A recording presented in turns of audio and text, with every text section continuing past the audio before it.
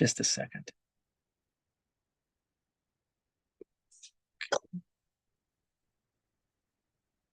Okay, we are reading from Srimad Bhagavatam. Let me stream that also. Share.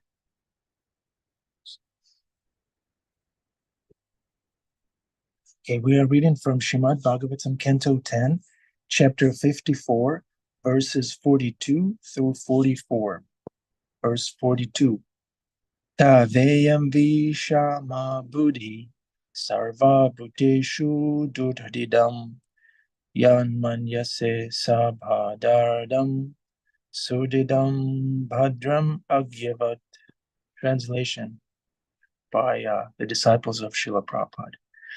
To Rukmini, Balaram said, "Your attitude is unfair, for like an ignorant person, you wish good to those who are inimical to all living beings and who have done evil to your true well-wishers."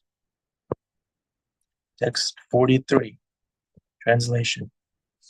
The Supreme Lord's Maya makes men forget their real selves and thus, taking the body for the self, they consider others to be friends, enemies, or neutral parties. Text 44, translation. Those who are bewildered perceive the one Supreme Soul who resides in all embodied beings as many, just as one may perceive the light of the sky or the sky itself as many. There's only one sky. Yeah, very wonderfully said.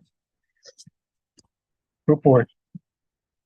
The last line of this text, Yata Jyotir Yata Nabha, introduces two analogies in which we perceive one thing to be many. Jyoti indicates the light of heavenly bodies such as the sun or moon. Although there is only one moon, we may see the moon reflected in pools, rivers, lakes, and buckets of water. Then it would appear as if there were many moons, although there is only one. Similarly, we perceive a divine presence in each living being, because the Supreme Lord is present everywhere, although he is one. The second analogy given here, Yata Nabha, is that of a sky. If we have a row of sealed clay pots in room, the sky or air in each pot, the sky or air is in each pot, although the sky itself is one. The Srimad Bhagavatam 1.2.32 gives a similar analogy concerning fire and wood. Yata hya bahito vanir dushvekas vayonishu naneva bhati vishvatma bhuteshu cha tata puman. The Lord, as the Super Soul, pervades all things, just as fire permeates wood, and so he appears to be of many varieties, though he is the Absolute One without a second. Stop share. Okay, Krishnadaya Prabhu, would you like to invocation? Yes. Om Jnanatimirandhasya Jnananjana Shalakaya Chakshurunmilitam Yena Tasmai Shri Gurave Namaha. Shri Chaitanya Manobhishtam Sthapitam Yena Bhutale Swayam Rupa Kadamahyam Tatati Swapadantikam Vandeham Shri Guru Shri Yuta Padakamalam Shri Gurum Vaishnavamscha Shri Rupam Sagrajatam Sahagana Raghunathanvitam Tam Sajivam Sadvaitam Savadhutam Parijana Sahitam Krishna Chaitanya Devam Shri Radha Krishna Padam Sag Lalita Shri Vishakhanvitamscha. He Krishna Karuna Sindho Deenabandho Jagatpate Gopesha Gopika Kanta Radha Kanta Namostute Tapta Kanchana Gaurangi Radhe Vrindavaneshwari वृषभानुसुते देवी प्रणमामि हरिप्रिये वाञ्छाकल्पतरुभ्यश्च कृपासिन्धुभ्यैव च पतितानां पावनेभ्यो वैष्णवेभ्यो नमो नमः। नमः ॐ विष्णुपादाय कृष्णप्रेष्ठाय भूतले श्रीमते भक्तिवेदान्तस्वामिनिति नामिने नमस्ते सरस्वती देवे गौरवाणी प्रचारिणे निर्विशेष शून्यवादी पाश्चात्यदेशतारिणे जय श्री कृष्णा चैतन्य प्रभु नित्यानंद श्री अद्वैता गदाधार श्रीवासादि गौरभक्तवृंद हरे कृष्णा कृष्णा कृष्णा हरे हरे हरे रामो राम रामो Hare Hare. Thank you, Krishnadaya Prabhu. That sounded very purifying, very bona fide, very uplifting. Thank you. I feel like I'm in the spiritual realm now.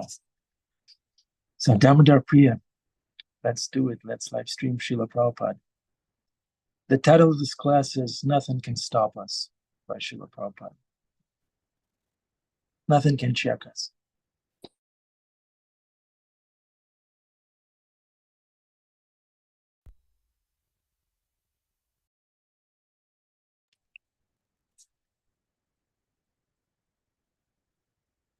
नायं देह देहो भाजांग निलोके कष्टान कामान अर्हति वीरभुजांग जे तपो दिव्यं पुत्र काजेन सत्तं शुद्धि जस्मात् ब्रह्म सौखम अनंतम. This evening I shall recite some verses from Srimad Bhagavatam, 5th canto, 5th chapter, on the instruction of Rishabdev. Rishabdev was the father of King Bharat, after whose name this tract of land is called Bharatvarsha. So, Rishabdev, before retiring from family life, he had 100 sons and he instructed them about a spiritual realization of life. This Bharatvarsha, land of Bharatvarsha, it is meant for spiritual realization. Sri Chaitanya Mahaprabhu, his mission is to distribute the message of Bharatvarsha throughout the whole world. He said, it is recorded in a Bengali stanza, Bharat ভূমিতে মনুষ্য জন্ম হইল যা জন্ম সার্থক করি কর পর উপকার. Upakar, you can understand, it is very common word, to do something good to others. Upakar. And apakar means to do something harm to others. At the present moment, throughout the whole world, the design is how to do something harmful to others. This is called envy. The material world is full of envies. I am envious of you and you are envious of me. This is materialism. The struggle between man to man, family to family, community to community, nation to nation, species to species. Everyone is envious. This is material disease.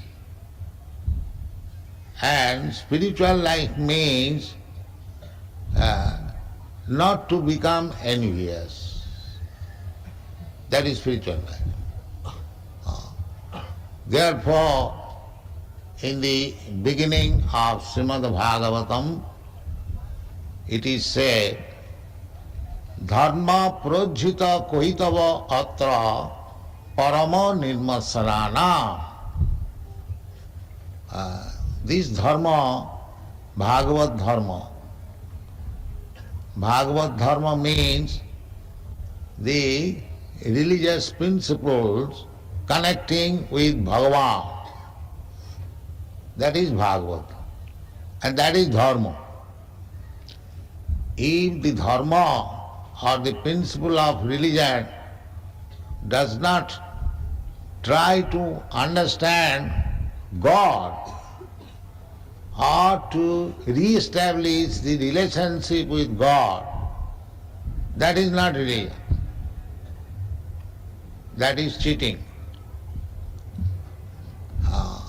Therefore Bhagavad says, all types of cheating religion is rejected from Srimad Bhagavatam. We have manufactured so many religious systems, Hindu religion, Muslim religion, Christian religion, and so many others. Why religion should be designated? Just like gold. Gold is gold. There cannot be any Hindu gold or Muslim gold or Christian gold. Gold is gold. Everywhere you take gold, people will accept as gold. Because one Hindu is taking gold to some Muslim country, it does not mean the Muslims will not accept because it is brought by the Hindu. Gold is gold. Therefore, religion, the conception of religion must be gold. That is described in the Srimad Bhagavatam, Savai Pungsang Paro Dharma, Jato Bhakti Radhokhaji. That is first class religion. Paro. Paro means transcendental, not material. Savai Pungsang Paro Dharma, Jato Bhakti Radhokhaji. That system of religion is first class or transcendental, which teaches the followers how to become devotee of the Lord. That is religion. And that is instructed in the Bhagavad Gita. Sarva dharman parityajya mamekam saranam vraja. That is religion. Krishna appeared, his mission was paritranaya sadhuna vinasaya cha duskritam dharma samasthapanarthaya jugi jugi sambhavan. So he appears for re-establishing the principles of religion. Now at the end of his instruction in the Bhagavad Gita, he says, Sarva dharman parityajya. He did not appear to teach Hindu religion or Muslim religion or Christian religion. He appeared for teaching what is religion. Religion cannot be two. Religion is one. Man's religion should be one. That is stated in the Srimad Bhagavatam, Dharmantu sakshat bhagavat pranitam.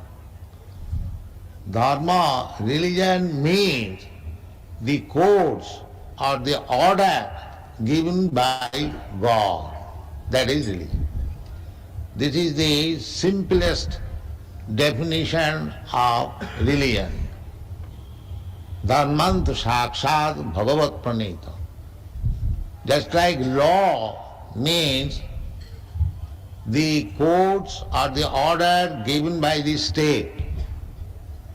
You cannot manufacture law at your home. That is not possible. That is not law. What the state says, keep to the left or keep to the right, that is law.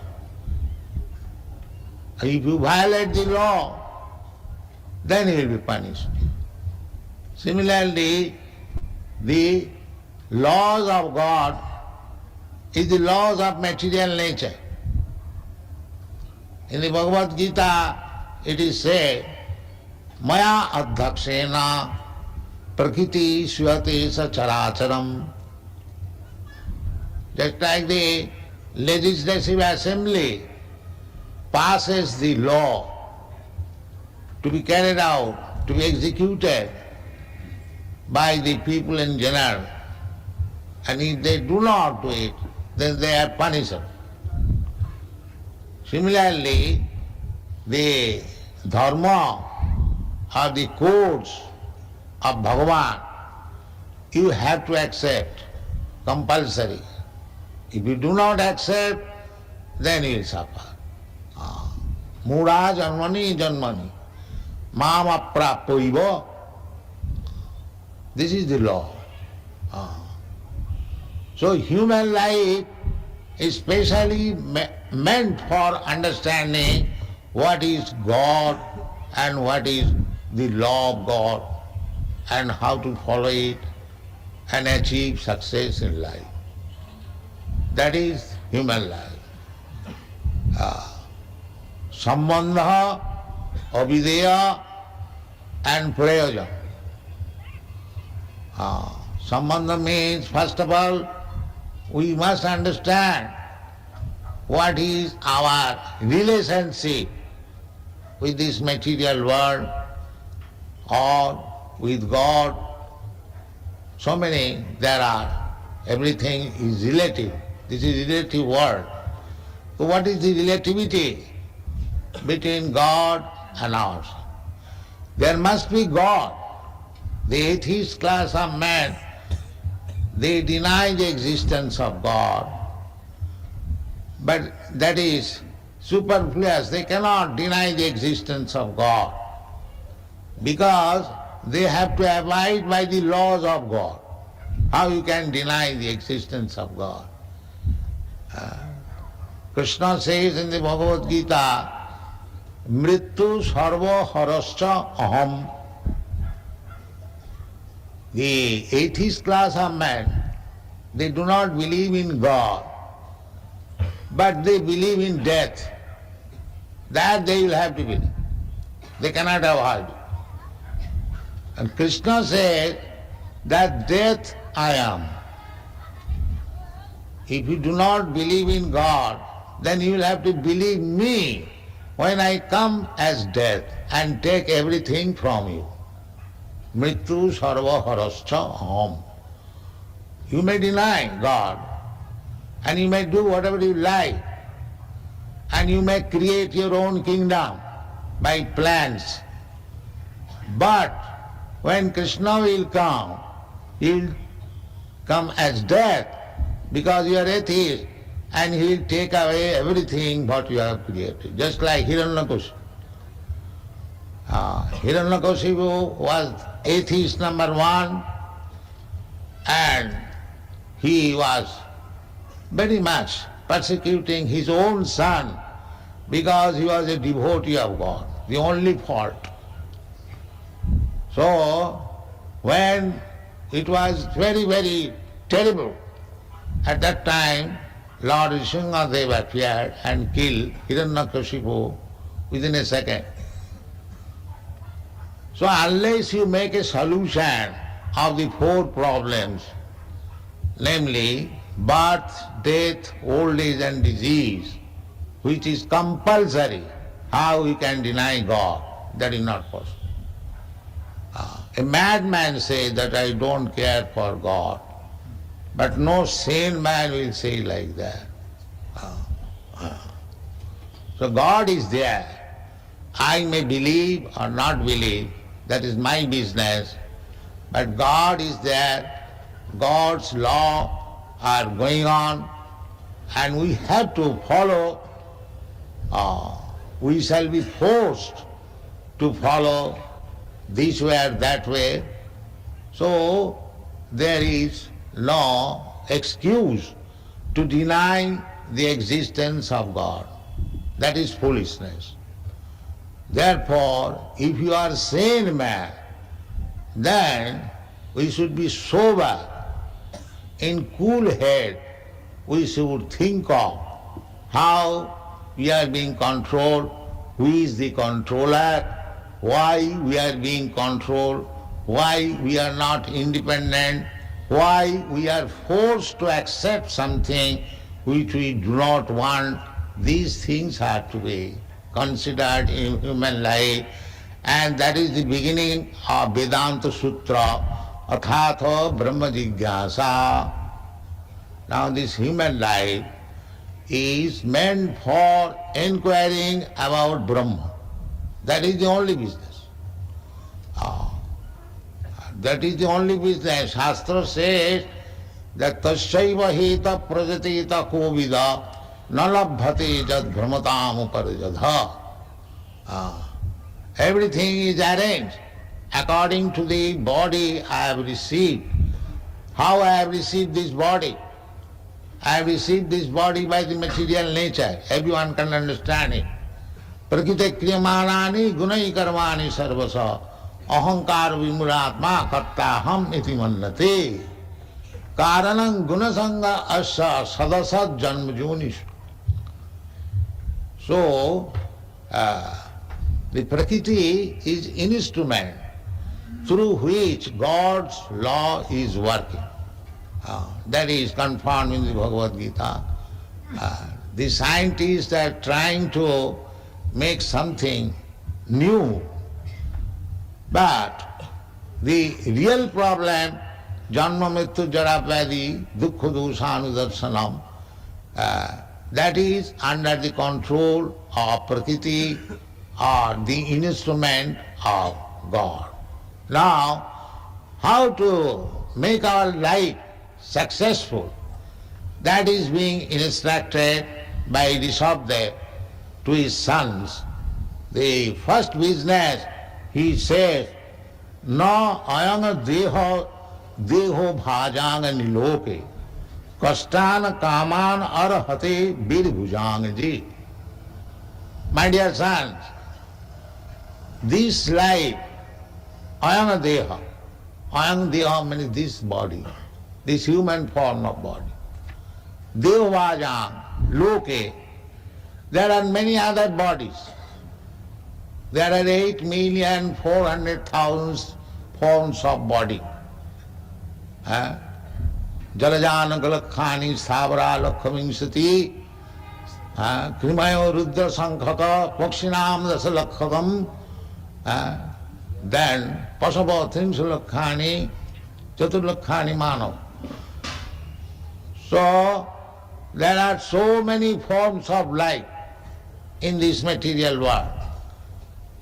Ayanga loke, deho bhajang. Deho bhajang means one, the spirit soul has accepted this body. But by evolutionary process, from aquatics to plants life, then insect life, then reptiles life, then birds life, beast life, then human form of life, then civilized form of life, then the life of human body born in Bharatvarsha. This is the highest developed life by evolutionary process. This land of Bharatvarsha. So, I am especially speaking to the Indians, Bharatvashi. that you have got this life in this land after many, many evolutionary processes. Bahunam janmanamanti, bahu sambhavanti. The Shastra says bahu sambhavanti. Unfortunately, we are forgetting this. At the present moment, we are forgetting the importance of this life born in the land of Bharatvarsh. This is our misfortune. Don't be misled. You have got this human form of life, Bharatvashi. Very easily you can take the opportunity of understanding what is God, what is your relationship with God. Because in India there are so many Vedic Shastras. I am reading one, this Srimad Bhagavatam. This is also Vedic literature. It is the commentary on the Vedanta Sutra, Bhasang Brahma Sutrana. So, this Krishna consciousness movement means that we are spreading this knowledge of Srimad Bhagavatam throughout the whole world. And as for the Indians, Bharatvashi, it is a special prerogative to understand these Vedic literatures and make his life successful. Do not spoil the gift, the boon given by God, this human form of life. Do not waste it for nothing.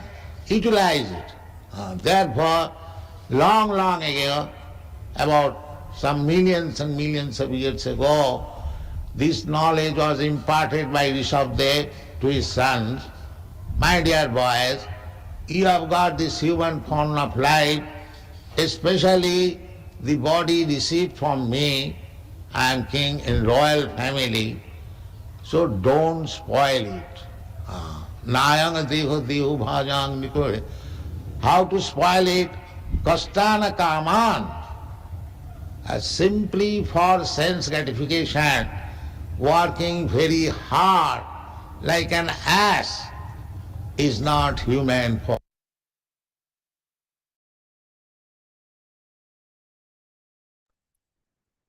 Jai Srila Prabhupada. Thank you, Damodar Priya. Thank you very much. Such a wonderful, clear, Krishna conscious class. Thank you, Srila Prabhupada. Okay, dear devotees, it's time to reflect.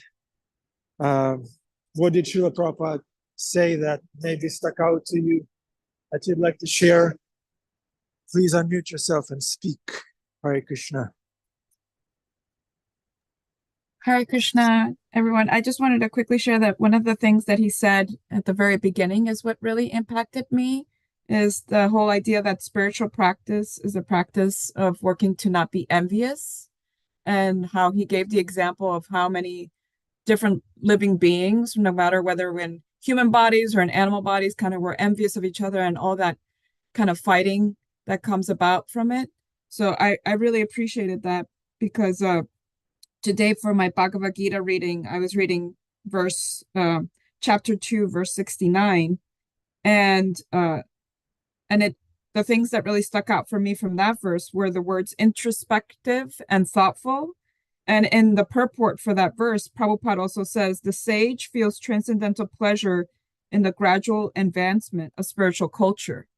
So, like, we can all work towards that. I'm not saying that we're going to call ourselves sages, but that we're in trying to have that spiritual practice where we're not being envious. If we're trying to help the advancement of the spiritual culture that Prabhupada was saying in that class, that it's so important, then we can feel that kind of pleasure of being a part of it. And I just I felt really moved by that, because yesterday we just celebrated Gaura Purnima, and watching the play, they did a play of Jagai and Madai, and I couldn't help but cry just at that moment when Lord Chaitanya comes into defend Lord Nityananda, who has been abused.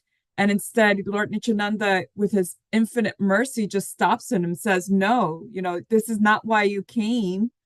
If you came to kill people like Jagai and Mara, you would have to kill everybody in this Kali Yuga, because we're all so, so envious and so fallen. And instead he said, we've come to bring mercy. And it just made me cry, because it's like, if we really understand that, and we really feel that, and we really want to be a part of Lord Chaitanya's movement of spreading that mercy, then yeah, how can we not practice not being envious? How can we not practice trying to spread the spiritual culture that Srila Prabhupada was talking about today? So it's just so inspiring. So that's some of my thoughts.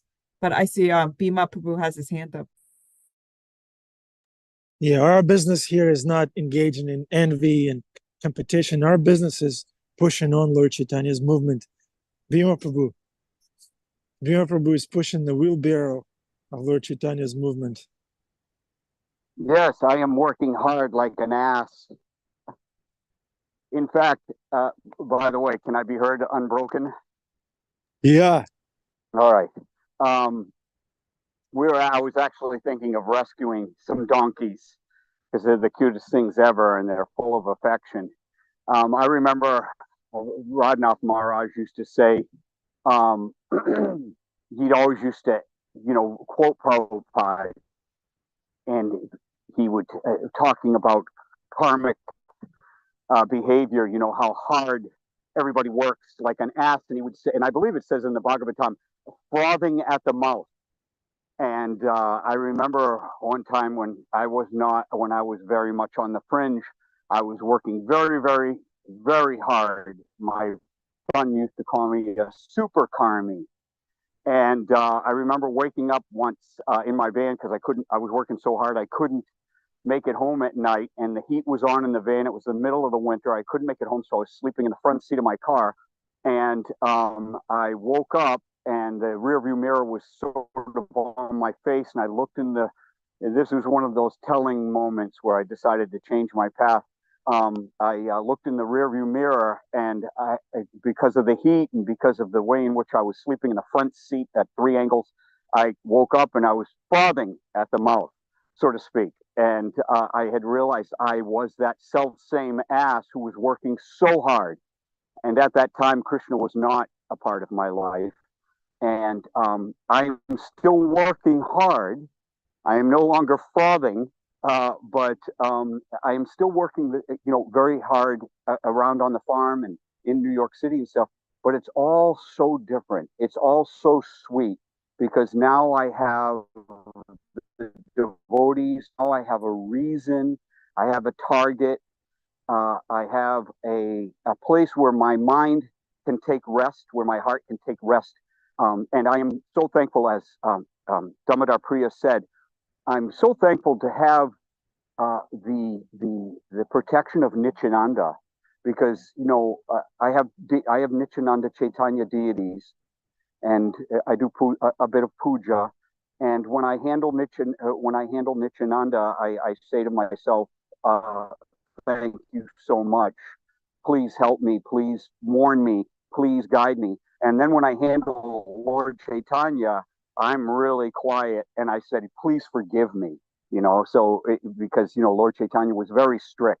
So I'm always like, please forgive me. I asked Nityananda for guidance, and I asked for forgiveness from Lord Chaitanya.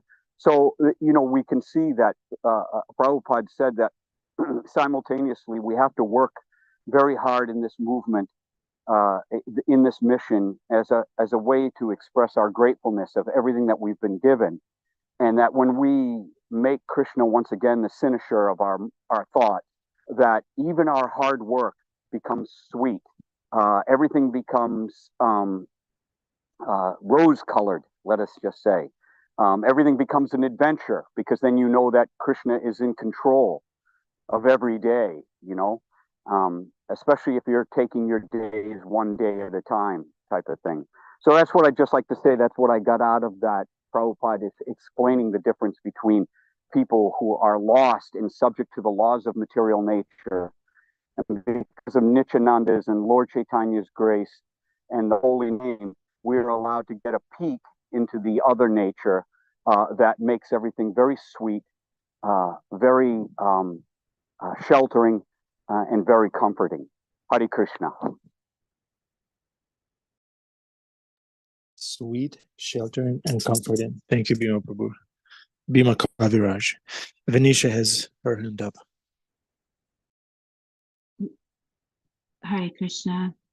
I just want to start by, I'm so grateful for this class, and thank you, Ananda Bihari, for being here for us. I love you. And also thank you, Bhima, for your reflections. And I was thinking maybe the only thing that makes up for Ananda Manjari not being here is Srila Prabhupada. So, Jai Srila Prabhupada.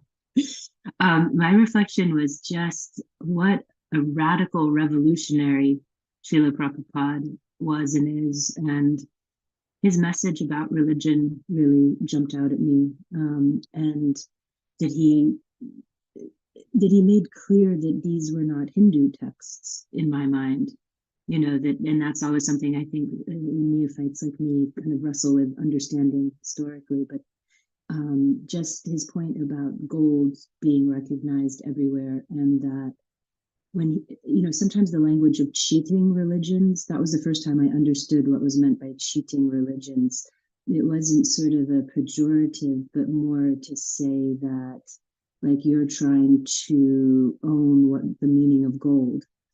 And I really appreciated that. And then the other thing was when he said that India really was the Indian culture really was the highest form of civilized life. He went all the way from the bottom to the top through evolution. And I know we have such an allergy these days in the West, maybe after putting ourselves on top for so long. Now suddenly we have an allergy to putting anybody on top. But I'm just so grateful to the culture of India. And I hope more and more that the entire world recognizes what Srila Prabhupada and Lord Chaitanya were bringing to the rest of us in its perfection and really supremacy. Like I believe that in a I don't know, it's like potentially thin ice, but the way he said it just was so true and real, and not nothing to do with nationalism, just the fact of such an advanced civilization that we're so lucky that Srila Prabhupada brought to us. So Jai Srila Prabhupada. Thank you. Yeah, Srila Prabhupada was a revolutionary, spiritual revolutionary. He didn't take sides materially. He was always on the transcendental level. And he brought us up there, at least in our aspirations and intentions. That's where we're going. We can look up out of the mud. What's that? I said, so we can look up at least out of the mud. Yeah. Okay. Who wants to speak, dear devotees? I just wanted to say real quick that reminded me. Yesterday, Paul and I were watching a talk by Hridayananda Goswami Maharaj. He's a Srila Prabhupada disciple. And he was sharing that Srila Prabhupada had shared with him that on Gaura Purnima, he always encouraged his disciples to think of Gaura Purnima as like a spiritual new year, and that Gaura Purnima is the time for us to set our spiritual goals for the year in terms of like what seva, what service we're going to do for Krishna for the year. So I just think that one of the best ways that we can honor Srila Prabhupada, our gurus, and so on and down, like up in the parampara, like this beautiful Vaishnava lineage is for us to kind of set these spiritual goals, or how are we going to serve Krishna? How are we going to serve the devotees this year? So for those who are in class and maybe don't have anything to share, maybe you can write in the chat, like, what are some ways that you think you can serve Krishna this year? What are your spiritual New Year resolutions? Nice. Yeah, that's you basically putting us on the transcendental spot.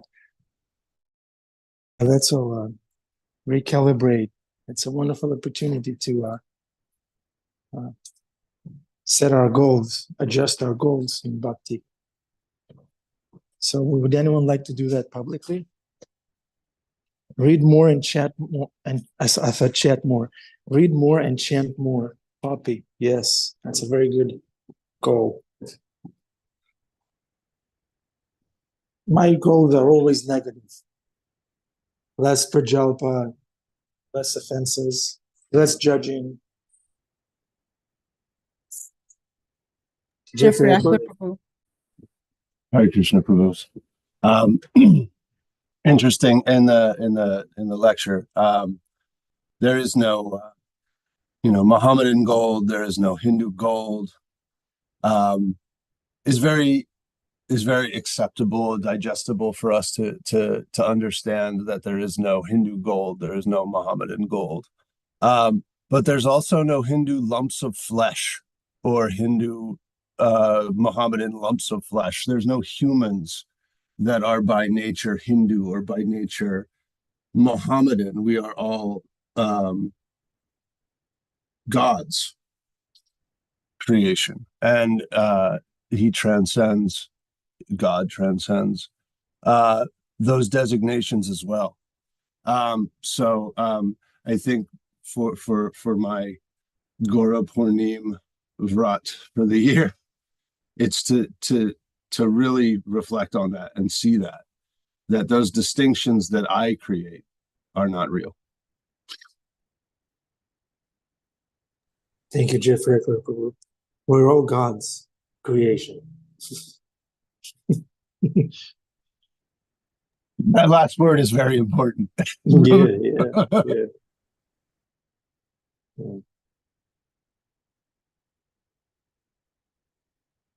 We also have other vrats being written in the chat. So Poppy also said to focus on only class fully without using their phone or other chores, which can be challenging because so many of us have to do other things at the same time. And then I love Krishna Daya Das Prabhu's he would like to complete reading the 8th and 9th cantos of the Srimad Bhagavatam by next Gora Purnima. Isn't that amazing? Yeah, that's how you do it. See, Krishna Daya is very careful. He's approaching Canto 10 in the proper way. He goes through all the cantos. Bhima Prabhu, did you hear that? No chores during class.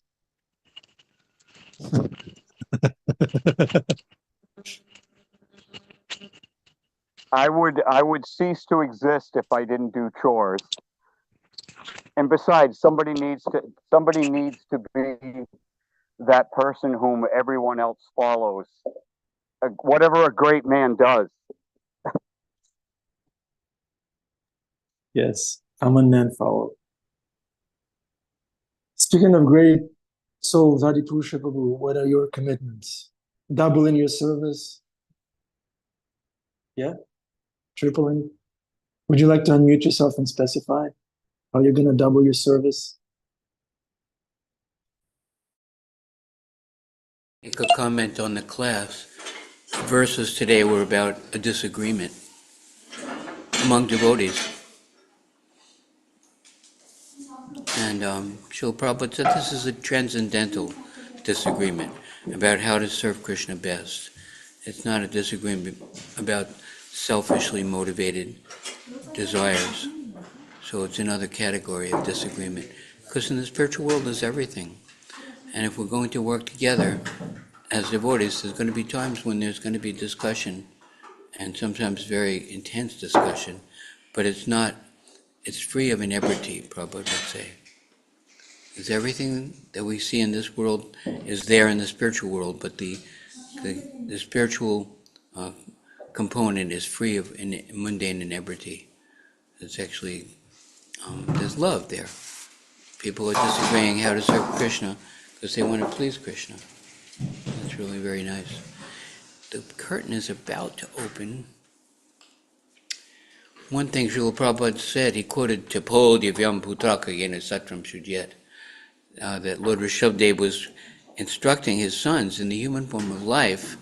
It's appropriate to voluntarily accept austerity for the purification of our existence and the service of the Lord. We voluntarily accept austerities.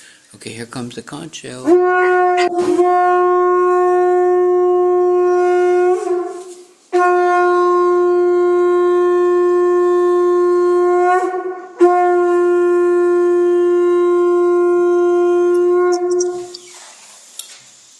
Amrit Krishna Prabhu Ki Jai.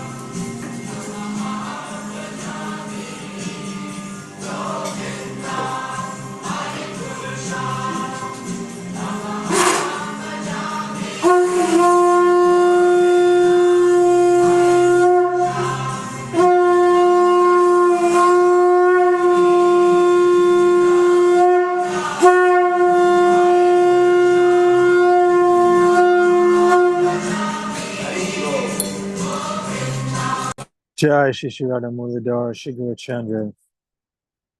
Shri Morning Class Sangha Ki Jai. Thank you, Damodar Priya. Thanks everyone for participating, for transcending these designations together. All right. Have a wonderful, fulfilling week. Give it to Krishna.